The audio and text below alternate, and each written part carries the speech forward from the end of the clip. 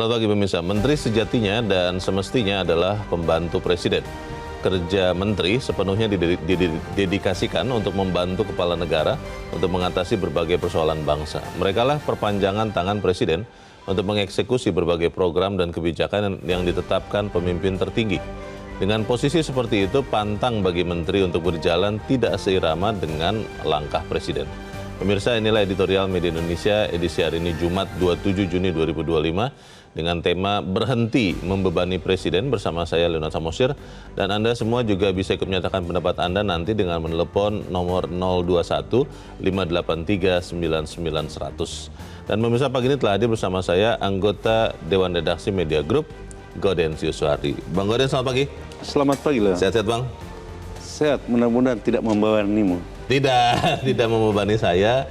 Dan kalau kita bicara soal beban membebani, ini kan sebetulnya adalah aksi atau aksi reaksi atau sebab dan akibat. Pertanyaan besar orang adalah yang membuat menteri membebani presiden adalah menterinya atau presiden yang tidak kemudian mau membuang beban ini, Bang? Bagaimana itu, Bang? Mungkin dua-duanya kali ya. Mungkin dua-duanya. Ya. Tetapi yang pasti kalau presiden itu tuan pesta, mestinya jangan dibiarkan dia mencuci piring dari peserta pestanya. Oke. Yang terjadi sekarang ini kan seluruh beban kementerian itu dilimpahkan kepada presiden untuk diambilkan keputusan. Pada satu sisi baik ya, tapi pada sisi lain kalau semuanya diambil alih oleh presiden, apa sih tugasnya menteri kalau gitu? Iya, apa gunanya ada menteri? Ya, katanya pembantu gitu loh. Jadi kalau pembantu membebani tuannya, yang salah pembantu bisa juga tuannya. Pertanyaannya, Bang, kan kalau bicara reshuffle ya, isu itu udah sering sekali kita dengar, tapi sejak Presiden Prabowo menjabat dari Oktober tahun lalu, belum ada itu reshuffle, Bang. Ini jadi sebetulnya apakah memang itu sekedar warning bagi menteri-menteri supaya bekerja lebih benar lagi, atau memang itu ya hanya bicara saja, Bang? Tapi yang paling tepat sih para menteri sebaiknya mengurangi kegemarannya untuk membebani presiden. Ini kan doyan menteri ini, doyan membebani presiden. Gitu. Itu kenapa, Bang? Apakah memang menteri-menterinya dalam tanda petik berinisiatif untuk membuktikan bahwa kami bekerja loh Pak Presiden, atau ada motif lain, Bang? Ya, hakikatnya itu banyak kebijakan yang dilahirkan oleh kementerian-kementerian itu tanpa melalui kajian yang serius gitu ya. Jadi sepertinya kebijakan coba-coba gitu. Coba-coba mudah-mudahan baik, ternyata menimbulkan polemik di tengah masyarakat. Ujung-ujungnya presiden yang harus menyelesaikannya. Oke, kita akan bahas itu, Bang Gauden. Sama pemirsa, inilah editorial Media Indonesia untuk hari ini Jumat 27 Juni 2025, Berhenti Membebani Presiden.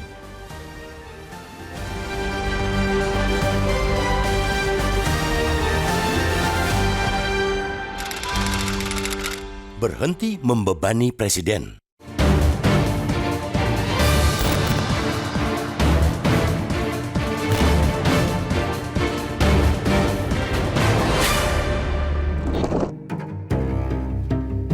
Menteri sejatinya dan semestinya adalah pembantu presiden. Kerja mereka sepenuhnya didedikasikan untuk membantu kepala negara mengatasi berbagai persoalan bangsa. Merekalah perpanjangan tangan presiden untuk mengeksekusi berbagai program dan kebijakan yang ditetapkan sang pemimpin tertinggi. Dengan posisi seperti itu, pantang bagi menteri untuk berjalan tidak seirama dengan langkah presiden. Ibarat sebuah orkestrasi musik, presiden adalah konduktor atau dirigen yang mesti diikuti para pemain orkestra yang lain sehingga dapat menghasilkan alunan simfoni yang merdu.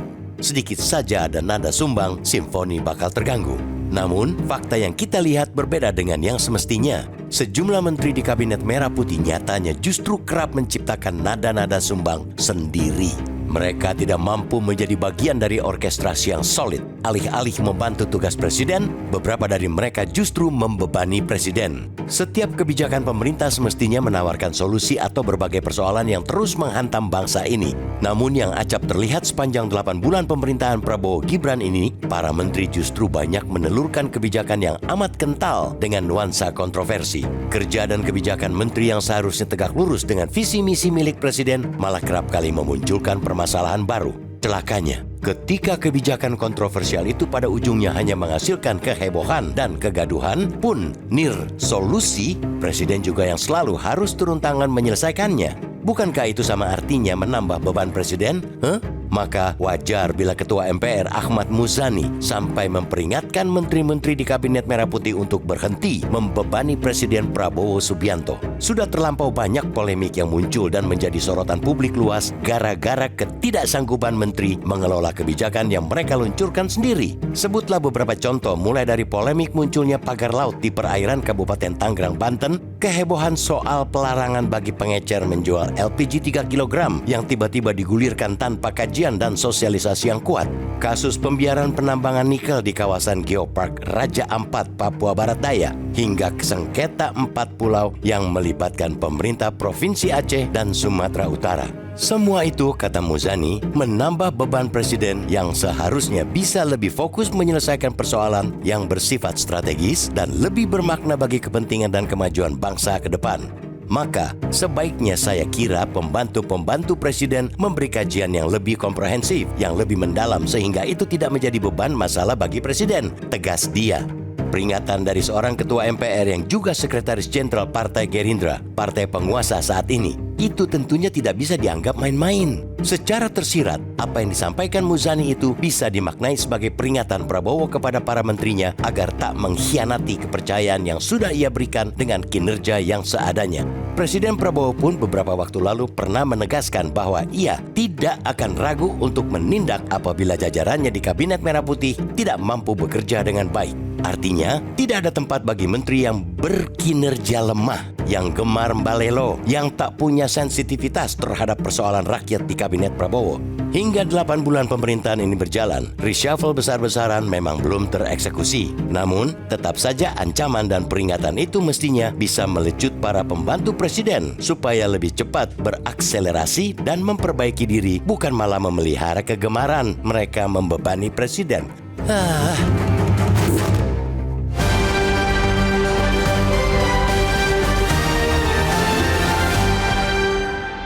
Di bagian berikut Anda tentunya bisa ikut menyatakan pendapat Anda, pemirsa. Untuk saat ini tetaplah bersama kami.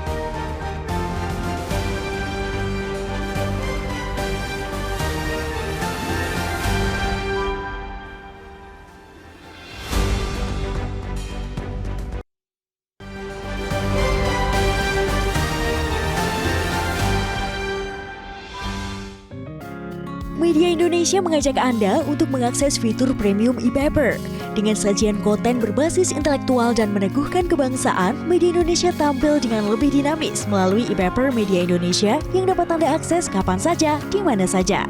Caranya mudah, download aplikasi Media Indonesia di Android atau ketik link e-paper.mediaindonesia.com atau bisa scan QR Code pada layar kaca Anda. Klik tab e-paper di bagian samping layar tablet Anda, daftarkan data diri, serta pilih paket berlangganan e-paper Media Indonesia sesuai dengan kebutuhan Anda. Nikmati juga bonus spesial tambahan 4 halaman rubrik fokus setiap hari.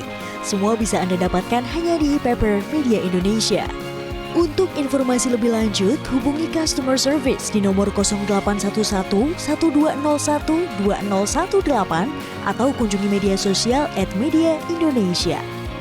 Media Indonesia, referensi bangsa. Terima kasih Anda masih bersama kami pemirsa, dan sekarang kita akan mendengarkan dulu ya Bang Gaudens pendapat dari pemirsa Metro TV. Kali ini dari Bagan Si Api-Api Riau ada Pak Sugeng. Pak Sugeng, selamat pagi. Pak Sugeng. Halo. Kelihatannya masih belum tersambung, kita mungkin akan mencobanya lagi. Bang Gaudens, kalau melihat menteri adalah pembantu presiden, tentunya pembantu itu kan harus diarahkan oleh presiden. Ketika Presiden Prabowo berkali-kali mengingatkan Dan beberapa kali kemudian memang mungkin bukan menteri yang sama ya, atau bisa jadi sama, tapi tetap ada masalah lagi. Apakah tidak sebaiknya kemudian memang benar-benar dilakukan reshuffle itu untuk memberikan pelajaran bagi seluruh menteri yang lain bahwa peringatan bahwa reshuffle itu akan bisa dilakukan bukan sekedar omong-omong, Bang? Ya, reshuffle atau tetap mempertahankan menteri-menteri yang ada itu kan sepenuhnya menjadi hak prerogatif presiden. Oh ya. Akan tetapi faktanya memang banyak menteri yang bekerja tidak di bawah kendali presiden atau bekerja yang hanya menimbulkan masalah, kemudian harus presiden turun tangan. Di dalam bahasa editorial itu meminta para pembantunya untuk tidak membebani presiden. Memang di dalam konstitusi menteri itu disebut pembantu presiden. Itu bukan pembantu seperti pemahaman sehari-hari gitu. Ini kan orang-orang terpilih yang mestinya mereka punya kemampuan lebih dari yang lain untuk membantu Bapak Presiden. Kalau tidak bisa membantu, pilihannya ada pada Presiden, apakah mempertahankan atau menggantinya. Tentu banyak pertimbangan di sana, tergantung pertimbangan awal ketika memilih. Apakah memilihnya itu karena misalnya partainya atau apa gitu kan. Banyak sekali pertimbangan itu. Iya Bang, tapi kalau kemudian kita melihat sekian kasus ya di dalam editorial kan sudah dikatakan ada beberapa kasus, ada soal LPG 3 kilo, ada soal pagar laut, ada soal Raja Ampat, ada soal sengketa 4 pulau, dan saya rasa ada beberapa kasus lain. Kalau melihat ini jangan sampai, kalau saya berpikir Bang, jangan sampai kita nanti rakyat melihat bahwa ini kelihatannya menteri-menteri ini tidak bicara dengan presiden, atau presiden kayaknya lolos nih masalah-masalah ini. Bagaimana Bang? Ya, menteri itu kan mestinya mampu punya inisiatif ya. Inisiatif untuk melahirkan kebijakan-kebijakan yang catatan besarnya itu harus pro rakyat gitu. Tetapi yang terjadi selama ini kan ada reaksi publik atas kebijakan-kebijakan menteri yang kemudian memaksa presiden untuk turun tangan menyelesaikannya. Nah, pertanyaan besarnya, untuk apa para menteri itu berada pada posisi itu jika presiden juga harus turun tangan? Bukankah mestinya presiden itu berpikir jauh lebih strategis untuk melaksanakan kewajibannya, kewajiban konstitusionalnya yang juga ditetapkan di dalam Undang-Undang Dasar. Toh tujuan kita bernegara itu jelas sekali kan. Tujuannya itu mencapai masyarakat adil dan makmur.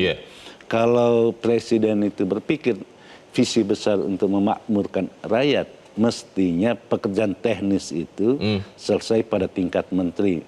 Menteri juga banyak sekali pembantu-pembantu menteri juga kan. Ada staf ahlinya seabrek gitu. Kalau masih juga menimbulkan kebijakan yang menimbulkan reaksi publik yang besar, menjadi pertanyaan besarnya, apakah menteri itu punya kapasitas atau tidak sih? Itu kan kalaupun misalnya presiden mempertimbangkan dukungan politis Bang, ketika mengganti menteri yang berasal dari partai politik, kan sebetulnya bisa juga tetap dimintakan dari partai yang bersangkutan, tapi untuk memberikan orang yang lebih cakap. Tapi poinnya adalah ya lakukanlah contoh kalau memang reshuffle, memang itu hak istimewa presiden. Tapi kan kita boleh mengusulkan Bang, tapi kita harus jeda dahulu Bang Oda, sambil tetap bersama kami. Editorial Media Indonesia segera kembali.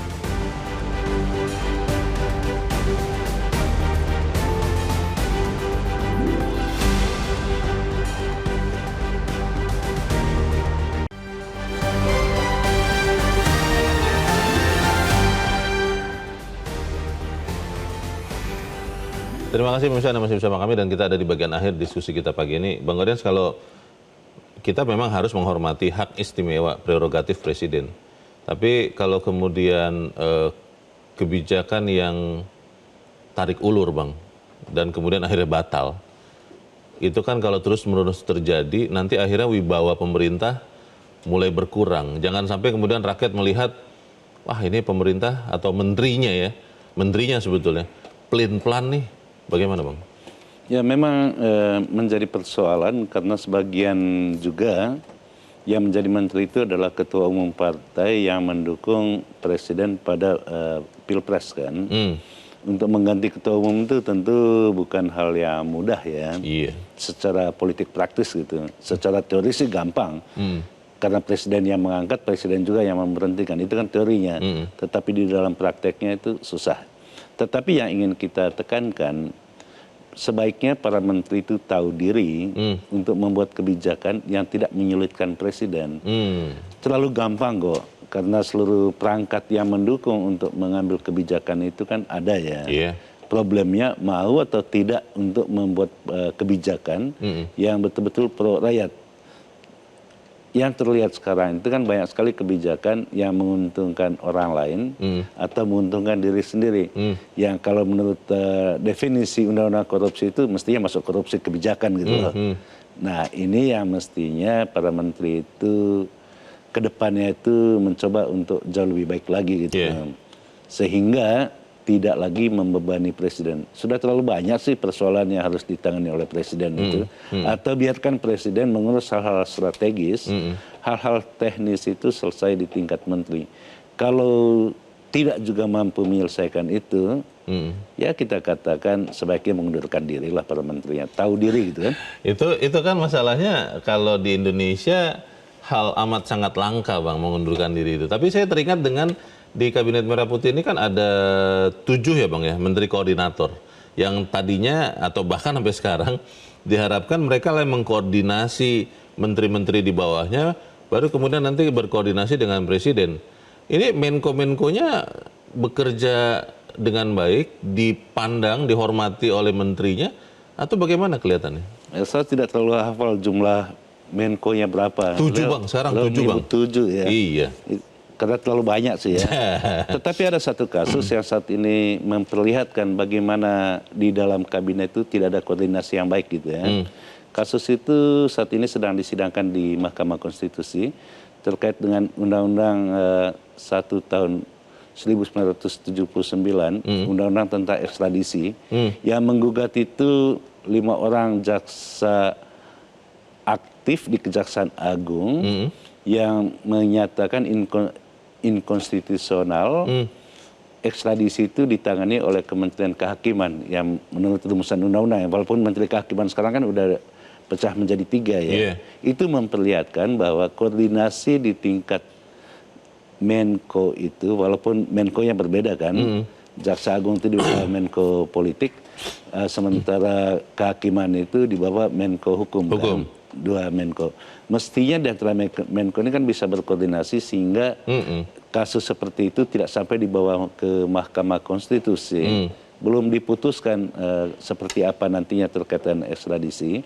Tetapi itu memperlihatkan, bahkan menurut salah satu hakim konstitusi Saldi Isra dalam sidang itu mengatakan bahwa di bawah presiden itu pembantunya cakar-cakaran yang Menko-nya tidak tahu, dan presiden juga tidak tahu bahwa di bawah itu cakar-cakaran gitu. Kita harap Bang, setelah kita bicara ini adalah ya langkah perbaikan dari kinerja menteri, dan juga kita pesankan kepada presiden kalau ingin reshuffle jangan ragu-ragu Bang. Ya, suara Ahmad Muzani walaupun dia itu ketua MPR juga sekjen Gerindra, tentu ada keterkaitan dengan keinginan Prabowo gitu. Baik. Kita tunggu berarti nanti sama-sama seperti apa. Bang Gaudens, terima kasih sudah hadir di tempat ini. Selamat pagi Bang. Pagi Lang. Pemirsa, hingga 8 bulan pemerintahan berjalan, reshuffle besar-besaran memang belum terlaksana. Namun tetap saja ancaman dan peringatan itu mestinya bisa melecut para pembantu presiden supaya lebih cepat memperbaiki diri, bukan malah memelihara kegemaran membebani presiden. Saya Leonard Samosir berterima kasih Anda sudah menyimak editorial Media Indonesia untuk pagi ini. Terus jaga kesehatan Anda, terus jaga nurani Anda. Selamat pagi, sampai jumpa.